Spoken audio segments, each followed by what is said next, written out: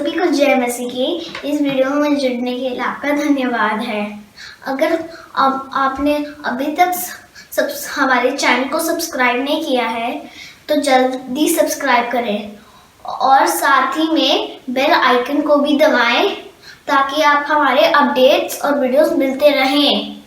सुसमाचार बांटने के लिए आप हमारी मदद कर सकते हैं। इसके लिए आप फेसबुक, ट्विटर और इंस्टाग्राम पर जुड़ें। आशा है आज का संदेश आपको आशीष देगा।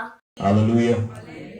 मैं चाहता हूं कि आप अपनी बाइबलों को एजरा की पुस्तक, जो पुराने नियम की पुस्तक है, उसके 8वें अध्याय में खोल रहे हैं। एजरा 8,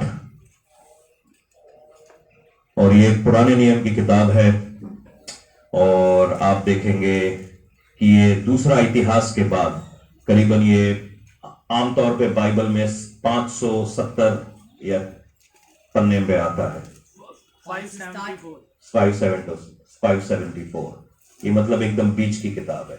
575, तो ये आप 576 में, अलग अलग बाइबल्स हैं, अलग अलग ट्रांसलेशंस हैं। तो मैं BSI की ऑन डे वर्जन यूज कर रहा हूं। उसके अंदर ये 576 हिंदी बाइबल के अंदर है। पंजाबी में मुझे नहीं पता। एजरा को शायद एजरा बोलते हैं। एक भविष्यवक्ता रहा, वन ऑफ द प्रॉफिट्स, जिसको परमेश्वर ने इस्तेमाल किया अपनी महिमा को जाहिर करने के लिए। और आइए इसकी 8वीं आयत से पढ़ना चालू करते हैं। और 8 का 21, एजरा 8 का 21, वो यूं कहता है,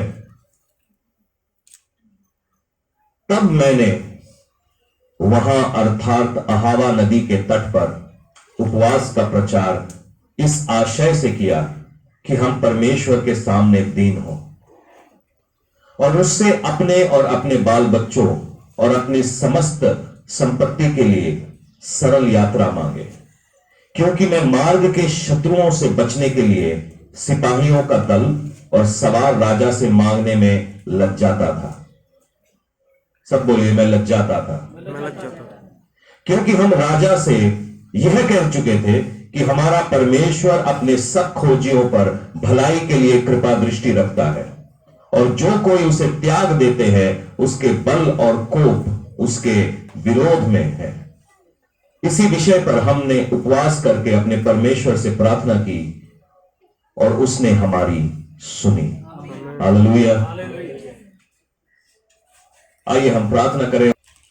खुदावन, हम मांगते हैं कि पवित्र आत्मा इस जगह के ऊपर उतरे और परमेश्वर हम सभी के दिल, हमारे दिमाग, हमारी आंखों को वो खोल दे और कहे परमेश्वर कि तेरी महिमा हमारे जरिए से हो। परमेश्वर, ये वचन आसान हो, हमारे जहन में बैठे और हम इससे बरकत पाए। हालेलुया। ये एजरा की जो कहानी है, इसका मैं थोड़ा सा बैकग्राउंड या पृष्ठभूमि आप लोगों को दे देता हूं। इजराइल के अंदर बहुत सारे राजा हुए, जो आप पहला इतिहास, दूसरा इतिहास में पढ़ने लगेंगे।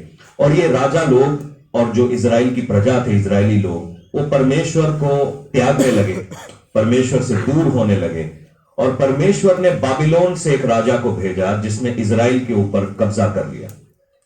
क्योंकि ये लोग इजराइल से दूर थे, ये इजराइल के परमेश्वर से दूर थे, ये लोग परमेश्वर की महिमा से दूर थे, इसलिए परमेश्वर ने इनका ध्यान अपनी तरफ खींचने के लिए इनकी तरफ कुछ बातों को भेजा, कुछ ऐसी चीजों को भेजा जिससे इनका ध्यान इनकी हरकतों से हटकर परमेश्वर की तरफ आए। दाऊद कहता है कि तेरे इस ताड़ना के लिए धन्यवाद कि मैं तेरे रास्तों को सीख पाया। हम में से बहुत सारे होते, अगर ताड़नाओं में से होकर नहीं गुजरते तो हम परमेश्वर की तरफ देखते भी नहीं। परमेश्वर हमारी लाइफ में इंटरेस्टेड है, इसलिए वो कुछ बातों को हमारी तरफ भेजता है ताकि हम उसकी बातों को सीखें। जिस समय मैं उस ताड़ना में से होकर गुजर रहा था तो मुझे नहीं मालूम था कि इससे मेरा क्या भला होने वाला है, मगर मुझे क्या मालूम था, आने वाले सालों में ये बहुत सारे लोगों के लिए एक शिक्षा का कारण बनेगा। आज शायद आप मुसीबत में से होकर गुजर रहे हैं, मगर वो मुसीबत आने वाले लोगों में, आपकी आने वाली पीढ़ी में एक शिक्षा का कारण बनेगा। अगर आप गुजरेंगे नहीं, उसमें से होकर गुजरेंगे नहीं, तो आप उसके बारे में बात भी नहीं कर सकते। जिसने कभी तंदूर को हाथ नहीं लगाया वो आंच के बारे में क्या बोल सकता है। जो कभी आग की भट्टी में से होकर नहीं गुजरा, वो उस आग की भट्टी के बारे में क्या बता सकता है। वो केवल बाहरी बातें हैं। हाँ, मेरी नजर में किताबी पढ़ाई से ज्यादा एक्सपीरियंस काम आता है। अगर कोई मुझको कहे कि आप किसके साथ काम करना चाहेंगे, तो मैं उसके साथ काम करना चाहूंगा जो ज्यादा एक्सपीरियंस्ड है, क्योंकि उसको ज्यादा एक्सपीरियंस है उस चीज का। किताबें तो सबने पढ़ी है, सब किताबों को जानते हैं, मगर एक्सपीरियंस बहुत कम लोगों के पास है, और एक्सपीरियंस मायने रखता है। परमेश्वर ने कई सारी बातें हमारी जिंदगी में डाली हैं, इसलिए नहीं कि हम डर जाएं, हम हार जाएं। उसने डाली है ताकि हम उसकी ओर देखें, क्योंकि जिंदगी अपने आप में हमको इतना बिजी कर देती है कि हम किसी और तरफ देखने का मौका नहीं मिलता। भागम भाग भागम भाग भागम भाग। मैं अपनी जिंदगी को पिछले 1 साल में देख रहा था कि हम भागते रहे भागते रहे भागते रहे, मगर कई बार परमेश्वर का धन्यवाद हो कि वो अपना ध्यान हमारी अपनी ओर खींचता रहा, क्योंकि अगर उसका हमारा ध्यान भटक जाता तो हम गिर जाते। परमेश्वर का धन्यवाद हो कि उसने चुनौतियां हमारे सामने खड़ी करी। उसका धन्यवाद हो कि उसने मुश्किलें हमारे सामने खड़ी करी, क्योंकि जब भी ये चुनौतियां आई, ये मुश्किलें आई, हम घुटनों पर आए और हमने परमेश्वर से बोला, पिता तू दया कर। हालेलुया। एजरा की कहानी भी कुछ इसी तरीके की है कि जब बाबिलोन के अंदर नबूकदनेस्सर आया, नबूकदनेस्सर के बाद नबूकदनेस्सर के ऊपर एक और जो पारसी राजा था, जिसको अंग्रेजी में साइरस बोलते हैं, वो आया। और ये जो यहूदी थे उनके दासत्व में थे, उनकी गुलामी में थे। और मैं चाहता हूं कि थोड़ा सा आप गुलामी को समझें। जो लोग नशे को लेते हैं वो इसकी गुलामी को समझ सकते हैं कि नशा आपको बेबस कर देता है, वो आपको कमजोर कर देता है। जब तक वो नशा ना मिले आपका शरीर आजाद नहीं होता। उसके लिए आप गुनाह करने के लिए तैयार हैं, अपने घर में झगड़े फसाद करने के लिए तैयार हैं, अपने घर को बर्बाद करने के लिए तैयार हैं। हमारे आमने सामने कितने सारे एग्जाम्पल्स होंगे कि सबने नशे के चक्कर में अपने बच्चों को बेघर कर दिया। नशे के चक्कर में उन्होंने अपनी पैलियां बेच दी, उन्होंने अपने जमीनें बेच दी।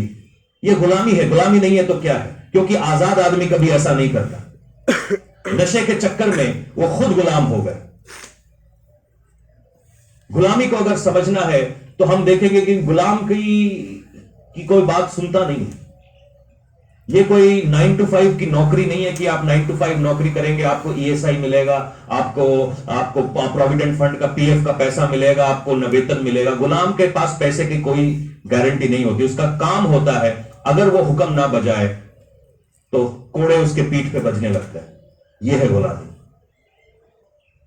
उसका कोई कहना नहीं चलता कि रात के 12 बज रहे हैं, 9 बज रहे हैं, उसको कोई फर्क नहीं पड़ता। अगर उसने हुक्म की तामील नहीं की तो उसका पीठ और उसके मालिक के कोड़े।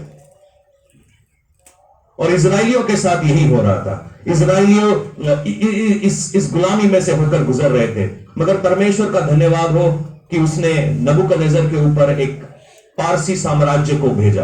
और ये पारसी लोग नबूकदनेस्सर के ऊपर आए, और साइरस राजा था, वो इन इजराइलियों के परमेश्वर के बारे में जानने लगा।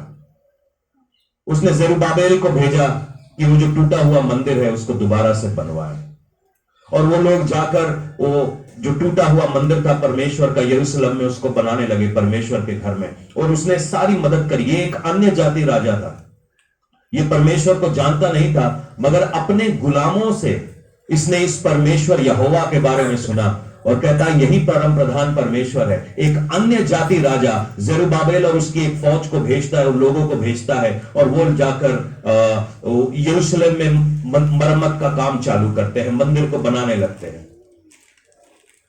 दूसरी जो बात होती है, वहां पे जर्क्सीज नाम का राजा आता है, और उस समय एजरा वहां पर होता है, जो दूसरा दल होता है। और ये दूसरा दल परमेश्वर की मंदिर की तरफ जा रहा है, और ये परमेश्वर के मंदिर को बनाएगा और वहां पे आराधना चालू करेगा। वो मंदिर ही क्या जिसमें आराधना नहीं होती। बाइबल बताती है कि क्या तुम नहीं जानते कि तुम परमेश्वर का मंदिर हो। मंदिर कोई ईंट और गाड़े से बनी हुई चीज नहीं है। परमेश्वर कहता है कि मैं उस जगह पे रहना नहीं चाहता, मैं तुझ में रहना चाहता हूं। मैं ये जो सबसे महंगी चीज, जो सबसे कीमती चीज जो मैंने बनाई है आदमी, मैं उसके अंदर रहना चाहता हूं। और हम में से कई सारे लोग इस आराधना को छोटा समझते हैं, और हम आराधना के दिन में, मैं आपकी हालात समझता हूं, आपके घरों में प्रॉब्लम हो सकती है, मेरे घर में भी बच्चे हैं, बच्चों के साथ तैयार होना मुश्किल है, उनके साथ अचानक से निकलने लगते हैं तो उनके डायपर चेंज करने पड़ते, बड़ी सारी बात होती है। मगर जब हम मंदिर का जो डेफिनेशन है, जब हम उसको नहीं समझते और हम समझते हैं कि आराधना छोटी चीज है, तो मंदिर का कोई फायदा ही नहीं। इस शरीर को हमने बहुत सारी चीजों से भर लिया है आराधना को छोड़ते हुए।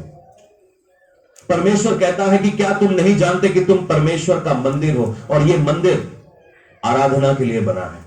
यह शराब के लिए नहीं बना, व्यभिचार के लिए नहीं बना, नशे के लिए नहीं बना, झूठ के लिए नहीं बना। यह बना है केवल पाक पवित्र एकमात्र यहोवा परमेश्वर की आराधना के लिए।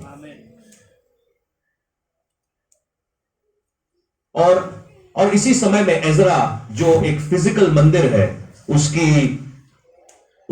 उसको ठीक ठाक करने के लिए वो वहां पर जा रहा है, और उसने अपने परमेश्वर के बारे में अपने राजा को बोल दिया है कि मेरे परमेश्वर से कोई पंगा नहीं ले सकता, कोई मेरे परमेश्वर के सामने खड़ा नहीं रह सकता, क्योंकि मेरा परमेश्वर सबसे ऊंचा परमेश्वर है, तुम्हारे परमेश्वर से बड़ा है। एक गुलाम जब अपने राजा को ऐसा कहने लगे तो बात धमकी है, और उसने अपने राजा को चैलेंज किया, और उसका राजा इसकी बात मानने लगा। उसके बातों में इतना कन्विक्शन था, इतनी सच्चाई थी, इतना दर्द था कि राजा इस बात को मानने लगा। एजरा बोलते हैं, पंगा तो ले लिया बॉस, अब क्या करें। कहता है मेरे को शर्म आती है राजा के पास जाके वो मांगने के लिए, क्या बोलते अपने सिपाही दे दो। तुम तो कहते हो तुम्हारा परमेश्वर यहोवा तुम्हारे निमित्त स्वर्गदूतों को आज्ञा देता है, अगर फिर तुम सिपाही मांग रहे हो हमसे। तुम्हारा परमेश्वर तो एक ही बारी में सारे फिरौन की फौज को खत्म कर देता है, और फिर तुम हमसे सिपाही मांग रहे हो। मैंने कल रात को मैं थोड़ा अपने घर लेट पहुंचा, और मैं अपने घर में बात कर रहा था, तो मैंने नेहा से बोला कि मैं थोड़ा सा नहा लेता हूं। फिर मैं सोचने लगा ये थोड़ा सा नहाना क्या होता है, या तो पूरा ही नहाना है या तो बिल्कुल नहीं नहाना है, ये थोड़ा सा नहाना क्या होता है। मैं अपने आप से ही सोचने लगा, थोड़े से नहाने में क्या भिगाऊंगा, शायद कान भिगाऊंगा, बाल भिगाऊंगा, ये थोड़ा सा नहाना क्या है। उसी प्रकार से हम लोगों में से बहुत सारे लोग थोड़े से विश्वासी हैं, मतलब 25% विश्वासी, 10% विश्वासी, 15% विश्वासी।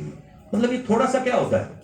मैंने थोड़ा सा जहर खाया है, मैंने थोड़ा सा व्यभिचार किया है, मैंने थोड़ी सी शराब पी है, थोड़ी सी 5 ml, थोड़ा क्या होता है, थोड़ा कुछ नहीं होता। या तो आप इधर हैं या आप इधर हैं। मैं थोड़ा सा नरक में हूं, मैं थोड़ा सा स्वर्ग में रहता हूं, ऐसा नहीं होता। या तो आप नरक में हैं या तो आप स्वर्ग में हैं। मैं थोड़ा सा विश्वासी नहीं हूं, या तो आप विश्वासी हो या बिल्कुल नहीं हो। मैं थोड़ा सा मसीह हूं, या तो आप मसीह हो या बिल्कुल नहीं हो। 50-50 का काम परमेश्वर ने नहीं किया, परमेश्वर ने मुझे थोड़ा सा चंगा किया। आप बाइबल में के अंदर देख लीजिए, यीशु मसीह ने कई सारी चंगाइयां की, जिसमें सारे कोई बोलता मैं थोड़ा सा चंगा हो गया, ऐसा नहीं हुआ। या तो वो पूरा चंगा हुआ या बिल्कुल नहीं हुआ। थोड़ा सा कुछ नहीं होता। ये जो 50% का स्टैंडर्ड है ना, ये शैतान का स्टैंडर्ड है। शैतान चाहता है तुम थोड़े से में खुश रहो। जो आशीषें मिलनी थी मेरे को थोड़ी सी मिली है। थोड़ी सी क्यों मिली है? क्योंकि मेरा विश्वास थोड़ा सा है। शायद मेरी हरकतें थोड़ी सी। आज अगर हम ये बात को समझ ले कि मेरा भरोसा किसके ऊपर है, मेरा कॉन्फिडेंस किसके ऊपर है। अंग्रेजी में एक कहावत है, that action speaks louder than words, कि जो आपका काम है वो आपके बातों से ज्यादा बात करता है। मुंह से मैं कह रहा हूं मैं विश्वासी हूं, मैं विश्वासी हूं, मेरी विश्वासी, और मेरी हरकतें अविश्वासियों से भी खराब है। मुंह से मैं बोलता हूं मैं ये करता हूं, मैं ये करता हूं, मगर जब मेरी हरकतों के बारे में बात आती है वो बड़ी खराब है। एजरा की गवाही पे राजा मान जाता है कि इन गुलामों को ले यहां से निकाल, मेरे शहर का नुकसान हो रहा है, मेरे राज्य का नुकसान हो रहा है, मुझे कोई फर्क नहीं पड़ता, तू जाके अपने परमेश्वर का मंदिर बना। उस आदमी की गवाही पे वहां का राजा मान जाता है। मतलब इस बात को आपको थोड़ा सा सोचना पड़ेगा कि गुलामी है क्या। गुलामी यह है कि उस समय का जो सारा सिस्टम है उन गुलामों के ऊपर चल रहा है। वो गुलाम ही है जो घर के काम करते हैं, वो गुलाम ही है जो उनके लिए बड़े बड़े लड़ाइयों को जीतते हैं, वे गुलाम ही है जो उनके लिए बड़े बड़े महलों को बना रहे हैं, उन महलों को साफ कर रहे हैं, क्योंकि गुलामों के बस पे वो पूरा जो राज्य है उसके ऊपर टिका हुआ है। शायद आज भी हम में से बहुत सारे लोग गुलाम हैं। अगर चर्च में गुलामी की बात नहीं होगी तो कहां होगी? यीशु मसीह कहता है कि मैं जो बंदियों को आजाद कराने आया हूं, लूका 4:18 में। क्योंकि ये जो न्याय है ये बड़ी कीमती चीज है। कुछ लोगों को ऐसे ही बेल मिल जाती है 1 सेकंड में, और कुछ लोग 80 साल के होने के बावजूद भी सुप्रीम कोर्ट को चिट्ठी लिखते हैं कि मुझे एक स्ट्रॉ दो, मैं पानी पी पाऊं, क्योंकि मुझे पार्किंसन बीमारी है। क्योंकि कुछ लोग ऊंची सोसाइटी में पैदा हुए, उनकी जेब में पैसे हैं, तो उनके लिए सारी चीजें आसान है।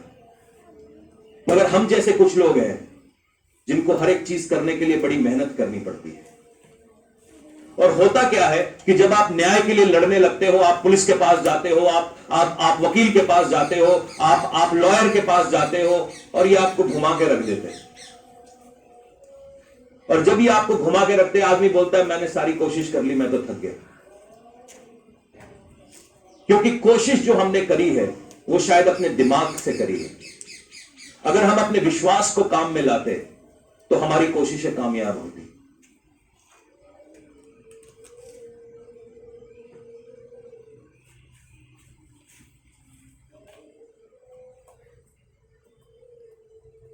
परमेश्वर न्यायी परमेश्वर है, उसका एक नाम है न्यायी परमेश्वर। जब वो वापस आएगा, वो किसी चरनी पे आने वाला नहीं है, वो आसमान पर आएगा।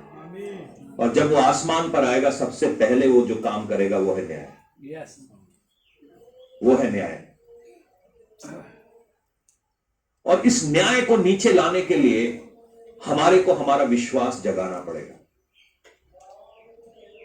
आज अगर हम एजरा की बात करते हैं, तो एजरा भी एक नाइंसाफ सोसाइटी से लड़ रहा था।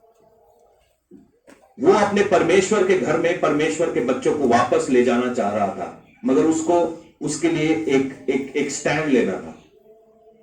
हमारी जिंदगियों में काम क्यों नहीं होते? क्योंकि हम वो स्टैंड नहीं ले रहे, हम परमेश्वर के लिए वो खड़ा नहीं हो रहे।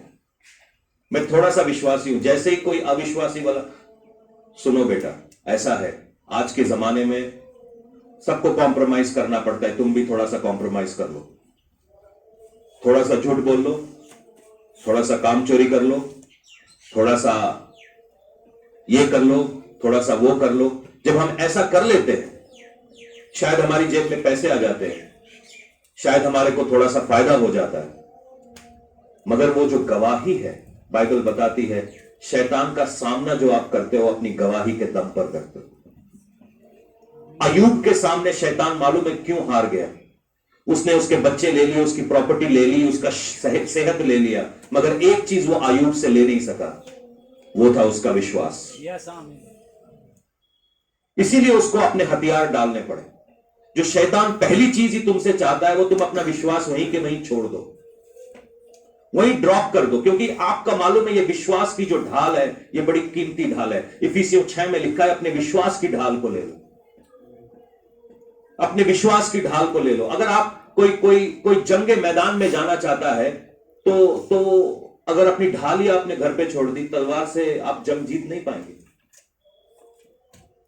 आपको आपकी ढाल की जरूरत जरूर पड़ती है, क्योंकि आप सोचोगे कि लड़ाई के मैदान में खाली मैं ही मारूंगा, तो ऐसा होने वाला नहीं। अगर आप में से किसी ने कभी पहलवानी की है या कोई ऐसी बॉक्सिंग करी है, तो जो पहले कुछ दिनों की कसरत होती है, वो आपको फिट किया जाता है, और उसके बाद आपकी पिटाई होती है। आपको रिंग में धक्का दे दिया जाएगा, या आपको दंगल में धक्का दे दिया जाएगा, जहां पे लोग आपको पटकेंगे। पहले मारना नहीं सिखाया जाता, मार खाना सिखाया जाता है।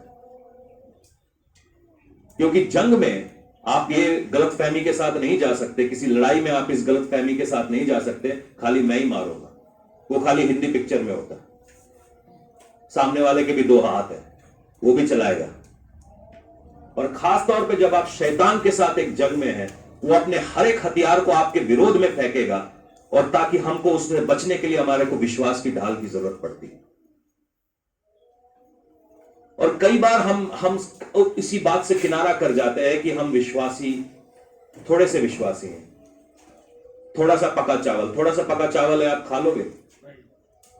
अगर मैं आपको एक बोतल पानी में थोड़ा सा वो बाहर के नाली का एक ड्रॉप पानी मिला के दूं, आप पी लोगे? आप नहीं पिएगे, हम में से कोई भी नहीं करेगा। अगर खाना आपका बड़ा एकदम बढ़िया बिरयानी बना है और एक मक्खी गिर जाए, आप उसको खा लेंगे? शायद कुछ लोग कर लेंगे, शायद मक्खी चूस के फेंक देंगे, मगर आंखों देखी मक्खी निगली नहीं जाएगी आपसे। और हम जब चाहते हैं कि परमेश्वर हमारी जिंदगियों में काम करे, तो हम ये थोड़ा सा विश्वासी। आज आपका कॉन्फिडेंस किसके ऊपर है? एजरा नाम का ये व्यक्ति था जो अपने मंदिर को बनाने के लिए जा रहा था, और उसने अपने राजा को कहा था कि यार हमारा परमेश्वर सबसे महान परमेश्वर है, और आज मैं उसी राजा के सामने अपने लोगों को निकाल के मंदिर के लिए जा रहा हूं, मगर मुझे शर्म आ रही है कि मैं उससे कोई हेल्प मांगू। आजकल जो है पूरे समाज में एक चीज चली हुई है कि हम दोस्तियां क्यों करते हैं। हम दोस्तियां क्यों करते हैं? हम दोस्तियों में से क्या निकाल सकते हैं? मैंने इसको दोस्त बनाया, इस दोस्त का मैं कैसे फायदा उठा सकता हूं? बहुत सारे लोग इसी तरीके से समाज के अंदर काम कर रहे हैं कि मेरी दोस्ती इसके साथ है, मैं इसके अंदर से क्या निकाल सकता हूं। अच्छा, इसके पास सूट है, सूट के लिए दोस्ती कर ली। इसके पास जूते हैं, जूते के लिए दोस्ती कर ली। इसके पास मोबाइल है, मोबाइल के लिए दोस्ती कर ली। शायद आपके यहां पर नहीं होता होगा, ये हम में से कोई नहीं होता, मगर है बाहर कुछ ऐसे लोग। ये आपके ज्ञान के लिए मैं बता रहा हूं। कुछ लोग चर्चिस भी इसलिए जाते हैं कि उस चर्च में जाने से मेरे बिजनेस को क्या फायदा हो। कुछ लोग शादियां भी ऐसी ही करते हैं, मैं फलां घर में शादी कर लूंगा। अच्छा, उसके बाप का टेलरिंग की दुकान है, कपड़े मेरे बाप के, मेरे कपड़े उसके टेलरिंग की दुकान में, परफेक्ट शादी। और उसके बाद जब छित्तर पड़ने लगते हैं, क्योंकि तुमने तो शादी नहीं किया, तुमने तो धंधा किया। परमेश्वर से एक बार भी नहीं पूछा, ओ हो गया, रोका हो गया, रोका क्या है? मतलब कोमा, रोका, फुल स्टॉप क्या है? एक बार भी परमेश्वर से नहीं पूछा कि परमेश्वर क्या ये लड़की मेरे लिए है, परमेश्वर क्या ये लड़का मेरे लिए। उसके बाद जब घर के अंदर बर्तन खटकने लगते, पास्टर जी दबा कर, नहीं, दबा पहले करनी थी, ब्याह बाद में करना था। तुमने पहले ब्याह किया, अब मुझसे दबा चाह रहे हो। ये हमारे विश्वास की घटी है, क्योंकि हम दुनिया में रह के दुनिया के जैसे हो गए।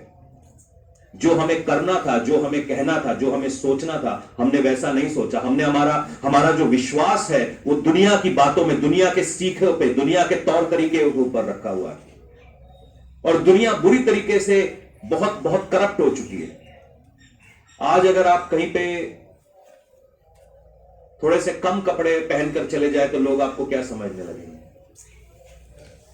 मैं कभी ऐसा सोचता नहीं था, मुझे फर्क नहीं पड़ता, मैं हाफ पैंट में भी कहीं कहीं घूमने चला जाता हूं। मैं जब भी मिनिस्ट्री में जाता हूं, गर्म जगहों पर मिनिस्ट्री पे जाता हूं, तो वो हरिद्वार में एक बार मैं मिनिस्ट्री पे गया, तो वहां पर वो बोलते हैं हाफ पैंट वाला पास्टर आया है। वहां पर मैं ऐसे ही जाना जाता हूं, क्योंकि वो मेरे को सोने नहीं देते। अब मेरे को सोते सोते उठाओगे तो मैं मतलब क्या सूट पहन के तो सो नहीं रहूंगा। सोते सोते उठा के लेकर गए एक बस्ती में, कहता जी प्रचार करो। मैंने कहा यार तुम मेरे को यहाँ पे मेरे को लगा तुम घुमाने लाए हो मुझे। कहता जी प्रचार करो। मैंने प्रचार करना चालू कर दिया। परमेश्वर की दया से वहां पर एक बच्चा पेट में मर गया था, वो जी हो गया। तब से मेरा नाम वहां पर हरिद्वार में पड़ा हुआ है, हाफ पैंट वाला पास्टर। उनको मेरा नाम नहीं मालूम है। वो सपेरों की एक बस्ती थी और वहां पर परमेश्वर ने ऐसा काम किया, प्रभु की दया से आज वहां पे एक चर्च है। हालेलुया। ये हाफ पैंट में ये काम हुए। मगर मैं सोचने लगता हूं यार, ऐसा मैं कभी किसी दिल्ली में जाके कर दिया तो फिर तो बहुत बुरा हो जाएगा, लोग बुरा मान जाएंगे। क्योंकि लोग पहनावे से बड़ा वो करते हैं। क्यों करते हैं? क्योंकि दुनियावी स्टैंडर्ड है। कई सारे चर्चेस में मेरे को उनके साथ कोई तकलीफ नहीं है। सफेद पहनो, नीला पहनो, काला पहनो, हरा पहनो, जो पहनना है पहनो। सफेद कपड़े में ही जो आदमी होता है वही प्रचार करता है। बेशक उसकी करतूतें काली हो, उसकी सीरत काली हो, उसकी रूह काली हो। ये क्या है? दुनियावी स्टैंडर्ड है। आज मैं एक आर्टिकल पढ़ रहा था। जो लड़की जीन्स पैंट पहनती है, उसके अंदर जेजेबेल की आत्मा है। मैंने कहा कमाल है। और एक बढ़िया प्रचारक ने ये भेजा था मेरे को। मैंने कहा ये टॉपिक तो मेरा फेवरेट टॉपिक है। गलत पूंछ पे हाथ डाल दिया। मतलब आप आपके पहनावे से आपके आत्मा का मोल लगाएंगे लोग। और ये चीजें दुनिया ने हमको सिखाई है। ये दुनियावी बातें हैं जो चर्च के अंदर हम ले आए, क्योंकि हम सब दुनिया में जाते हैं। यहां से निकलेंगे, हम अपने अपने घरों में जाएंगे, काम की जगह पर जाएंगे, और वहां पर अलग अलग स्टैंडर्ड्स हैं। मगर एक विश्वासी का स्टैंडर्ड वही है जो आप संडे के दिन जो आप यहां पे हो, वही आप अपने घर में हो, वही आप अपने ऑफिस में हो, वही आप सोते समय हो, वही आप अपने सपनों में भी हो। मैं खास तौर पे बोलता हूं, अपने स्टैंडर्ड्स को गिरने मत दो अपने सपनों में। बहुत सारे लोग अपने सपनों में व्यभिचार देखते हैं। क्यों? क्योंकि मेरे सपनों को कौन जानता है? आपकी स्पिरिचुअल रियलिटी को परमेश्वर जानता है, और शैतान भी जानता है। हमारा स्टैंडर्ड्स हमेशा सेम रहना चाहिए। एजरा बोलता है कि मैं इस अपने राजा से हेल्प मांगने का नहीं, उसने इतना कर दिया, इसलिए मेरी गवाही पर काफी है। आज अगर हम में से कोई, ऐसा समझिए किसी राजा के पास, या ऐसा समझिए आप में से कोई हमारे चीफ मिनिस्टर जी के साथ उनकी उठ बैठ हो। चीफ मिनिस्टर बहुत पावरफुल होता है, वो बोलेगा कि मैं एक साइन करूंगा और तेरा वो मिल जाएगा, और हम अपनी गवाही देकर आए कि हमारा परमेश्वर ये है, हमारा परमेश्वर वो है। चीफ मिनिस्टर से साइन करवाना कोई बुरी बात नहीं, जाके करवा लेंगे कि चीफ मिनिस्टर जी हमारे को 10 लाख रुपए की ग्रांट दे दो, हम अपना चर्च बनवाएंगे। चीफ मिनिस्टर दे देगा, इसमें कोई बुरी बात नहीं। मगर उसमें हमारी गवाही कहां रही? उसमें हमारी गवाही कहां रही? हमारी गवाही नहीं रही। हमारी गवाही तो है तो तू चाहे कुछ भी ना दे, फिर भी मेरा परमेश्वर मेरे चर्च को बना देगा। आमीन। तू चाहे मुझे नौकरी ना दे, फिर भी मेरा घर तेरे से बढ़िया चलेगा। आमीन। तू चाहे मुझे कुछ भी ना दे, परमेश्वर मेरे लिए करने के लिए। और यही बात को साबित करने के लिए एजरा अपने सब लोगों को बोलता है, यही बैठ जाओ, अहावा नाम की नदी के बगल में बैठ जाओ, हम 3 दिन यहां पर प्रार्थना करेंगे। क्योंकि जब हम रास्ते में जाएंगे, बहुत सारे लोग हमारे ऊपर हमला करने के लिए हैं, बहुत सारे लोग हमारे ऊपर नुकसान करने के लिए, हमारी हानि के लिए बैठे हुए हैं। क्योंकि आपको मालूम है, आप यहां से बाहर निकलेंगे, लोग आपका दिमाग खराब करने लगते हैं। जैसे ही आप घर को पहुंचते हैं, शैतान आपके बीच में झगड़े डालने लगता है। जैसे ही आप काम की जगह पर पहुंचते, लोग आपसे बवाल करने लगते हैं। यही तो शैतान चाहता है कि जो विश्वास आपका है, जो गवाही आपकी है, वो आपसे छीन ले, ताकि आप ढाल के बिना हो जाओ। समाज में कहा जाता है ना कि जिस औरत के ऊपर से उसके पति का साया हट गया है, या जो विधवा हो गई है, वो बड़ी लाचार है। हमारे को एक आदमी चाहिए हमारे सर के ऊपर, चाहे वो 6 महीने का छोटा सा पप्पू ही हो, जो अपनी डायपर भी खुद चेंज नहीं कर सकता, मगर हमारे घर में एक मर्द चाहिए हमको, क्योंकि ये दुनिया का स्टैंडर्ड है। बाइबल के अंदर ये एक ऐसे समाज की बात है जहां पे वो औरतों को थोड़ा पिछड़ा हुआ देखते थे। बाइबल के अंदर बहुत सारी ऐसी औरतें हुई हैं जिनका नाम ही नहीं मेंशन है। वहां पर एक औरत है जिसका नाम है 12 साल से लहू बहने वाली। उसकी मुसीबत हमको मालूम है, मगर उसका नाम क्या है हमें नहीं मालूम। हमको यह भी मालूम है कि वो क्या बोलते हैं, हर वैद्य के पास गई, उसके ऊपर क्या कानून था वो भी हमें मालूम है। उसका परिवार ने उसको छोड़ दिया था, हमें ये मालूम है, मगर उसका नाम नहीं मालूम, क्योंकि नाम कहां याद रहता है। सामरी स्त्री के बारे में लिखा गया है कि वो एक सामरी स्त्री थी, उसके 5 पति थे, और उसका चक्कर किसी और के साथ। इतना डिटेल किसी के बारे में लिखा हुआ है, और उसका नाम किसी को नहीं मालूम। एक और औरत हुई जिसको व्यभिचार के केस में सबने पकड़ा, और लोग उसके ऊपर पत्थर मारने वाले थे, मगर उसका नाम भी किसी को नहीं मालूम। तुम किसी को मारने जा रहे हो और उसका नाम तुम्हें नहीं मालूम।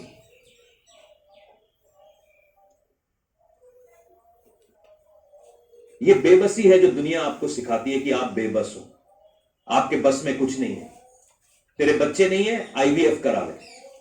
तेरे घर में पैसा नहीं है, चोरी कर ले। तेरे घर में ये नहीं है, ऐसा कर ले।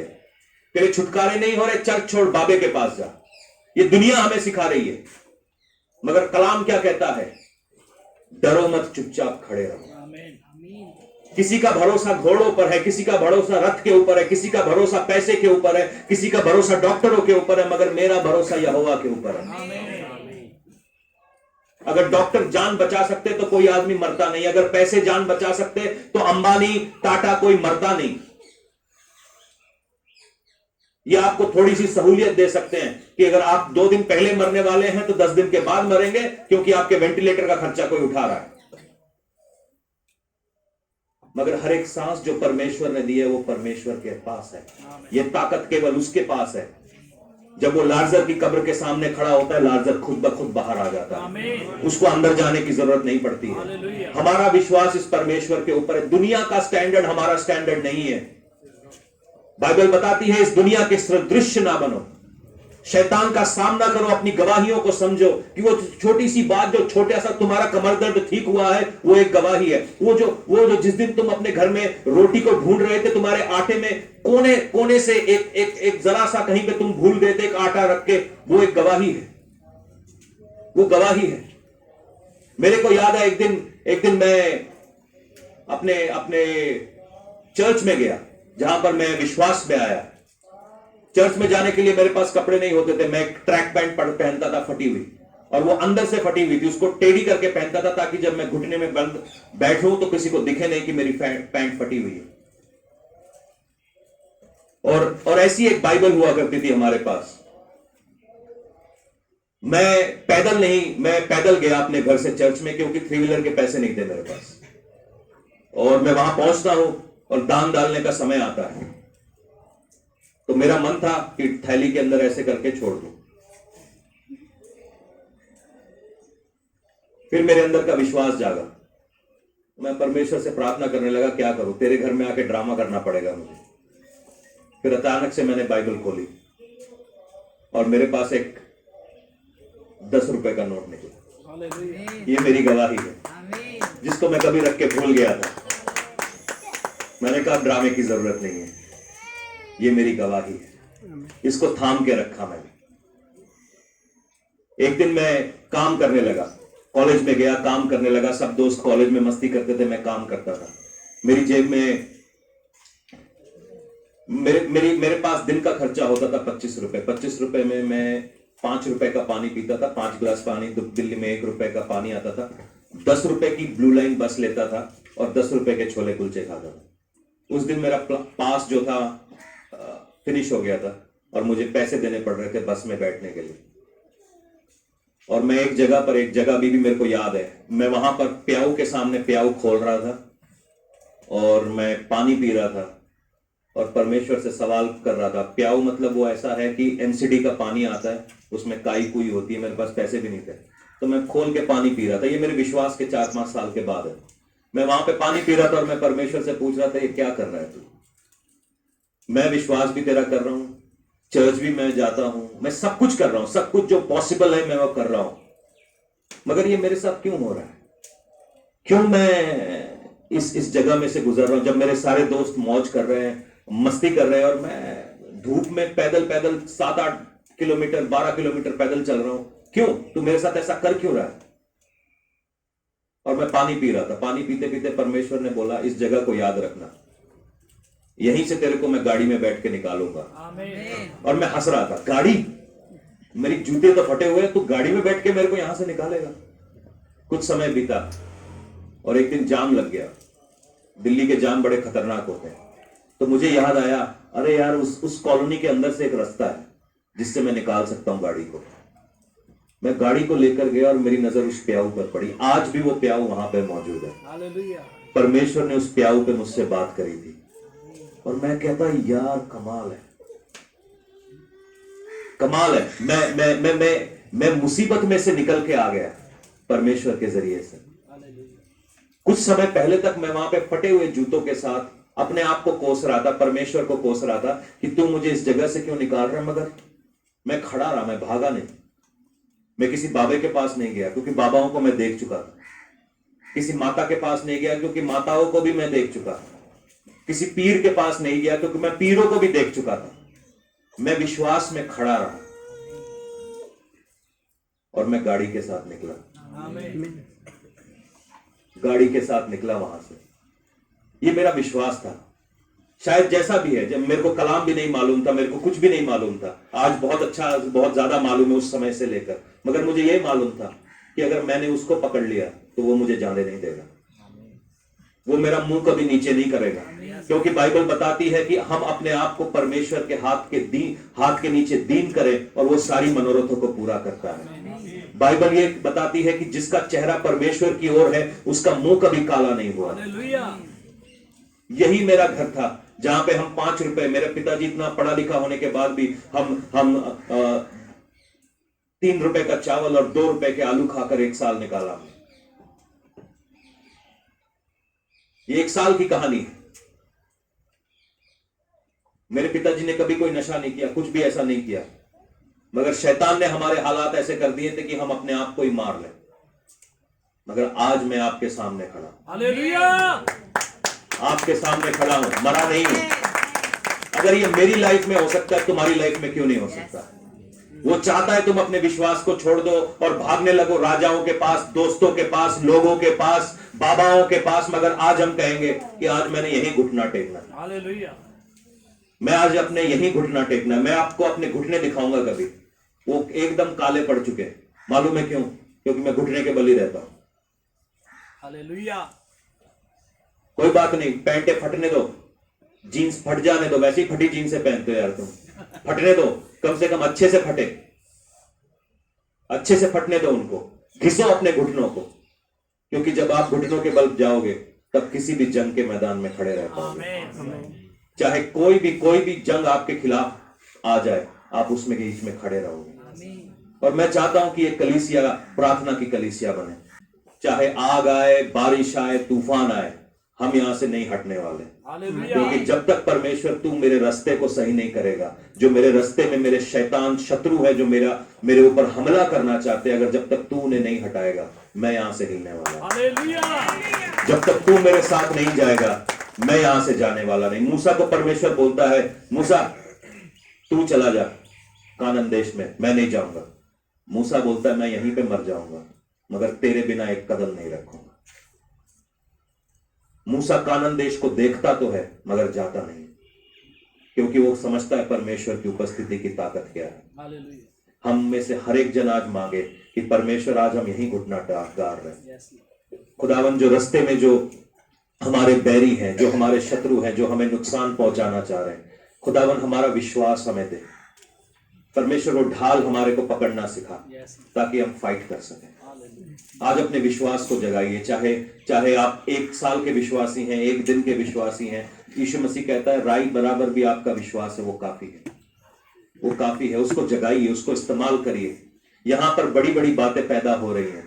हम शायद मुट्ठी भर लोग हैं, मगर यहाँ पर बड़ी बातें पैदा हो रही है। मैं हवा में नहीं कह रहा हूँ, हालेलुया, मैं हवा में नहीं कह रहा हूँ। परमेश्वर कुछ अनोखा करने को जा रहा है और हम सब इसका हिस्सा होना है। हम सब इसका हिस्सा होना है। जो आज तक आपकी जमीन पर नहीं हुआ, वो आज होने को है।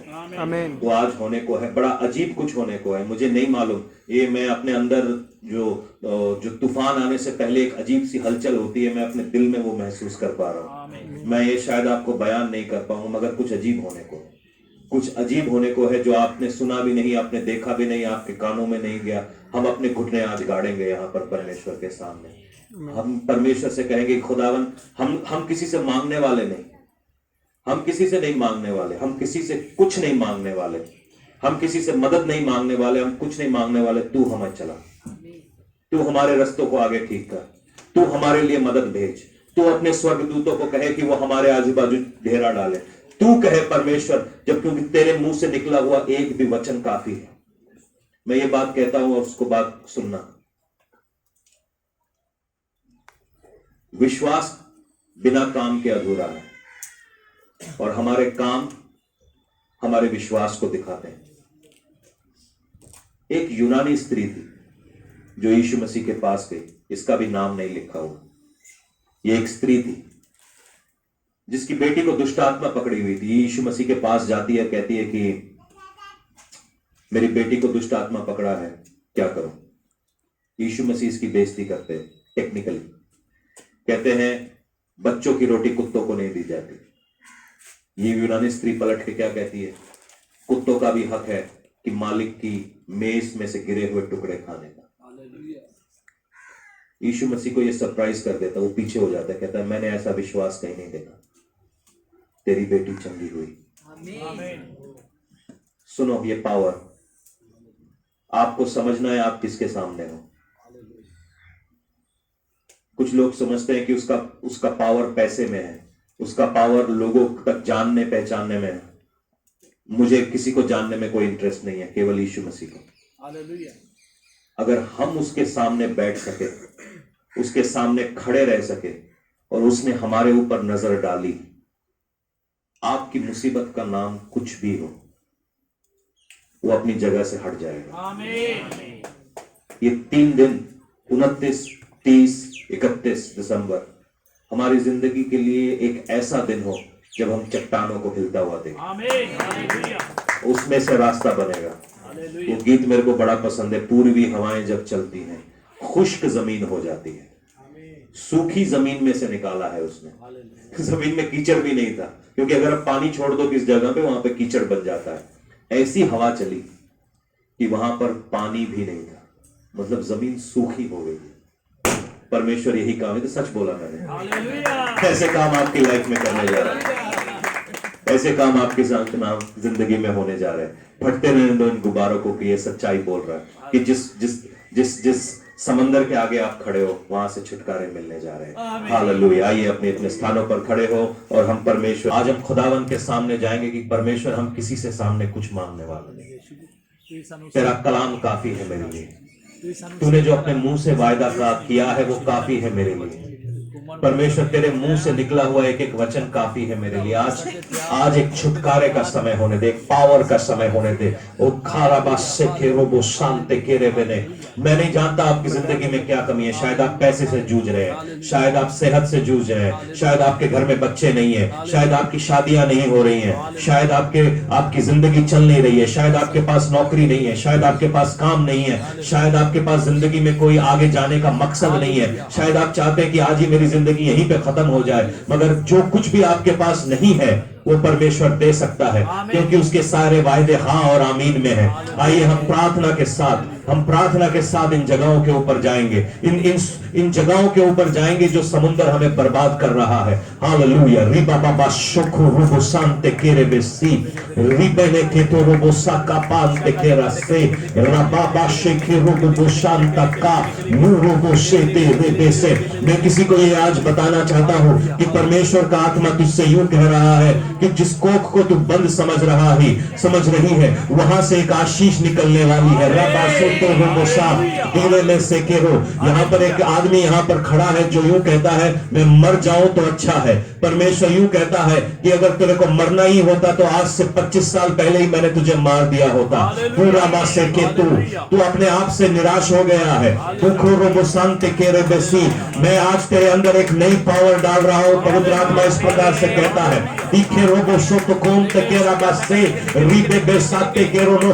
किसी से परमेश्वर का आत्मा यूं कह रहा है कि तेरी सोच को आज मैं एक नई रीति से बदलने जा रहा हूं, तेरी बुद्धि को आज मैं नई रीति से बदलने जा रहा हूं। तो वापस बार बार वैसे नहीं सोचेगा। किसी को पवित्र आत्मा यूं कह रहा है कि मैं तेरे पति के लिए लड़ने जा रहा हूं।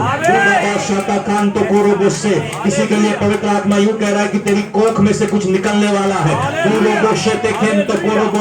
किसी के पांव के ऊपर से परमेश्वर का आशीष आ रहा है।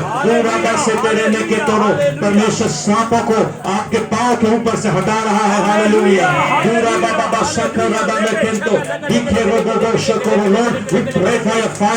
परमेश्वर आपकी आग यहाँ पर मांगते हैं। परमेश्वर आपकी आग यहाँ पर मांगते हैं। परमेश्वर आपकी आग यहाँ पर मांगते हैं। ओ परमेश्वर आपकी आग यहाँ पर मांगते हैं। हालेलुया।